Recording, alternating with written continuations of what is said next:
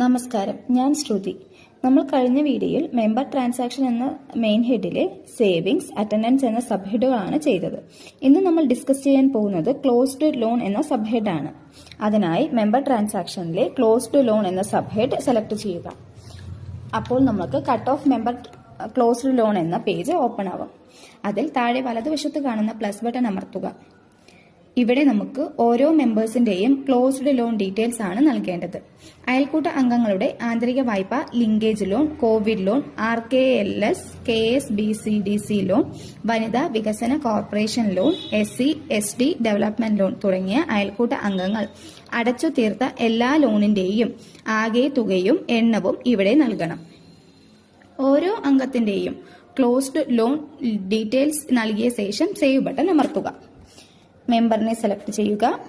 Total number of loans, ഞാൻ ഒരു ലോണാണ് കൊടുക്കുന്നത്. എമൗണ്ട് 50,000 രൂപ. സേവ് ബട്ടൺ അമർത്തുക. അതുപോലെ പ്ലസ് ബട്ടൺ ഉപയോഗിച്ച് അയൽക്കൂട്ടത്തിലെ എല്ലാ അംഗങ്ങളുടെയും ക്ലോസ്ഡ് ലോൺ ഡീറ്റെയിൽസ് ഇവിടെ നൽകേണ്ടതാണ്. ഈ ഫീൽഡിൽ നമ്മൾ ശ്രദ്ധിക്കേണ്ടത് 31/1/2025 മുൻപ് ക്ലോസ് ആയിട്ടുള്ള അയൽക്കൂട്ട അംഗങ്ങളുടെ എല്ലാ ലോണുകളുമാണ് ഇവിടെ എൻ്റർ ചെയ്യേണ്ടത്. 31/1/2025 ലൈവായി നിൽക്കുന്ന ലോണുകൾ ഈ ഫീൽഡിൽ കാണിക്കേണ്ടതില്ല. അതിനുശേഷം ബാക്ക് ബട്ടൺ ഉപയോഗിച്ച് മെയിൻ മെനുവിലേക്ക് പോകാം.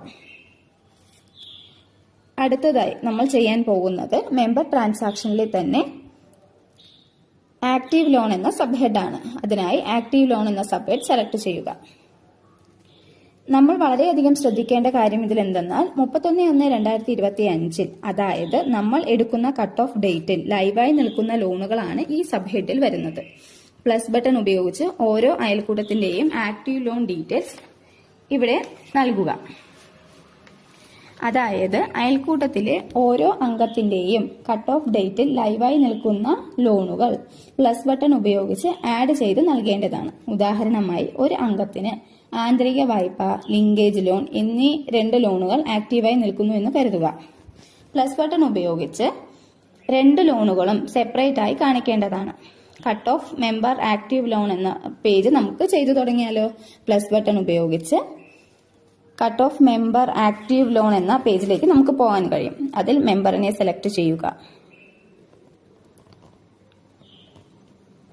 അപ്പോൾ ലോൺ നമ്പർ എന്നയിടത്ത് സിസ്റ്റം ജനറേറ്റഡ് ആയി നമ്പർ വന്നിട്ടുണ്ടാവും. എന്തുകൊണ്ടെന്നാൽ ക്ലോസ്ഡ് ലോൺ കൗണ്ടിന്, അതായത് ക്ലോസ്ഡ് ലോൺ എത്രയാണോ നമ്മൾ കൊടുത്തത് അതിന് ശേഷമുള്ള നമ്പർ ആയിരിക്കും ആക്റ്റീവ് ലോണിൽ വരിക. ഞാൻ അവിടെ ക്ലോസ്ഡ് ലോണിൽ ഒരു ലോണ് ക്ലോസ് ആയി എന്നായിരുന്നു കൊടുത്തത്. അതുകൊണ്ട് ഇവിടെ ആക്റ്റീവ് ലോണിൽ 2 എന്ന നമ്പർ വന്നു. ഓക്കെ, അതിനുശേഷം ലോൺ എമൗണ്ട് ടൈപ്പ് ചെയ്യുക. അതിനുശേഷം ഞാനൊരു ഉദാഹരണത്തിന് ഇവിടെ കാറ്റഗറി സെലക്ട് ചെയ്തത് കൺസെപ്ഷൻ എന്നാണ്. അപ്പൊ അതിനനുസരിച്ച് പർപ്പസ് ചൂസ് ചെയ്യുന്നു.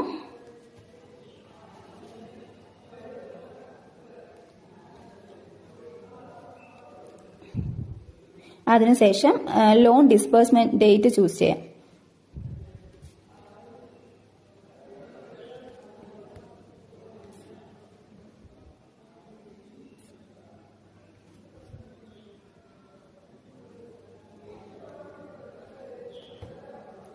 അതിനുശേഷം നമ്മൾ ഇൻട്രസ്റ്റ് റേറ്റ്, ആന്തരിക വായ്പയ്ക്ക് അയൽക്കൂട്ട തീരുമാന പ്രകാരമുള്ള ഇൻട്രസ്റ്റ് റേറ്റ് ആണ് നൽകേണ്ടത്.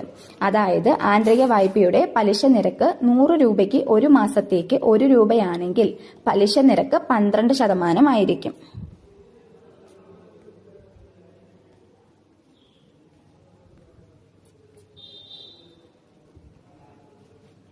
ലിങ്കേജ് ലോണിന് ബാങ്ക് ഈടാക്കുന്ന പലിശ നിരക്കാണ് ഇവിടെ കാണിക്കേണ്ടത്. പ്രിൻസിപ്പൽ റീപെയ്ഡ് എന്ന ഫീൽഡിൽ ലോൺ എടുത്ത തുകയിൽ എത്ര രൂപ 31/1/2025 വരെ അടച്ചു കഴിഞ്ഞ തുകയാണ് അവിടെ കൊടുക്കേണ്ടത്.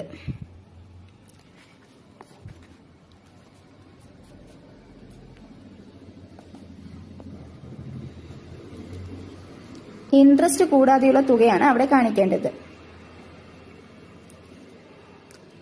അടുത്തത് പ്രിൻസിപ്പൽ ഔട്ട്സ്റ്റാൻഡിംഗ് എന്ന ഫീൽഡ് സിസ്റ്റം ജനറേറ്റഡ് ആണ്. പ്രിൻസിപ്പൽ ഓവർഡ്യൂ എന്ന ഫീൽഡിൽ ഓവർഡ്യൂ ആയി നിൽക്കുന്ന ഇൻട്രസ്റ്റ് ആണ് നൽകേണ്ടത്.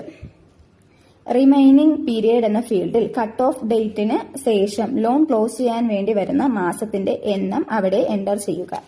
ഉദാഹരണത്തിനായി ഈ വ്യക്തി 36 മാസത്തിനാണ് ലോൺ എടുത്തത് എന്ന് കരുതുക. ഇതിൽ 31/1/2025 വരെ 25 അടവുകൾ അടച്ചെന്ന് കരുതുക. ബാലൻസ് ഉള്ള 11 മാസ അടവാണ് ഇവിടെ എൻ്റർ ചെയ്യേണ്ടത്.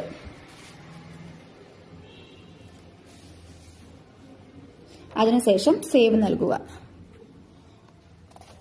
Do you want to change the EMI schedule എന്ന ഡയലോഗ് ബോക്സ് നമുക്ക് കാണാൻ കഴിയും. ഇതിൽ മാറ്റം ഒന്നും തന്നെ വരുത്താനില്ലെങ്കിൽ നോ നൽകുക. EMI ഷെഡ്യൂളിൽ എന്തെങ്കിലും മാറ്റം വരുത്തണമെങ്കിൽ എസ് കൊടുക്കുക.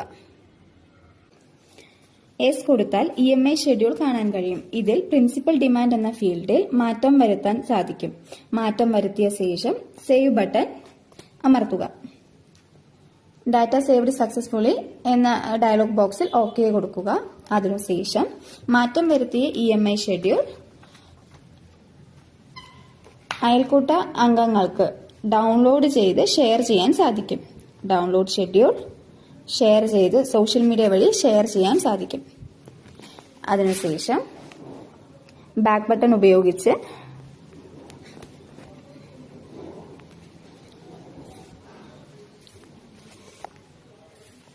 സബ് ഹെഡിലേക്ക് വരിക. ഇതുപോലെ തന്നെ അയൽക്കൂട്ടത്തിലെ എല്ലാ അംഗങ്ങളുടെയും ആക്റ്റീവ് ലോൺ ഡീറ്റെയിൽസ് നിങ്ങൾ എൻ്റർ ചെയ്ത് നൽകേണ്ടതാണ്. അതുമാത്രമല്ല, ഒരു വ്യക്തിക്ക് തന്നെ ഒന്നിൽ കൂടുതൽ ആക്റ്റീവ് ലോണുകൾ ഉണ്ടെങ്കിൽ പ്ലസ് ബട്ടൺ ഉപയോഗിച്ച് ഇതുപോലെ തന്നെ എൻ്റർ ചെയ്ത് നൽകേണ്ടതാണ്. അതിനുശേഷം ബാക്ക് ബട്ടൺ ഉപയോഗിച്ച് മെയിൻ മെനുവിലേക്ക് പോവുക.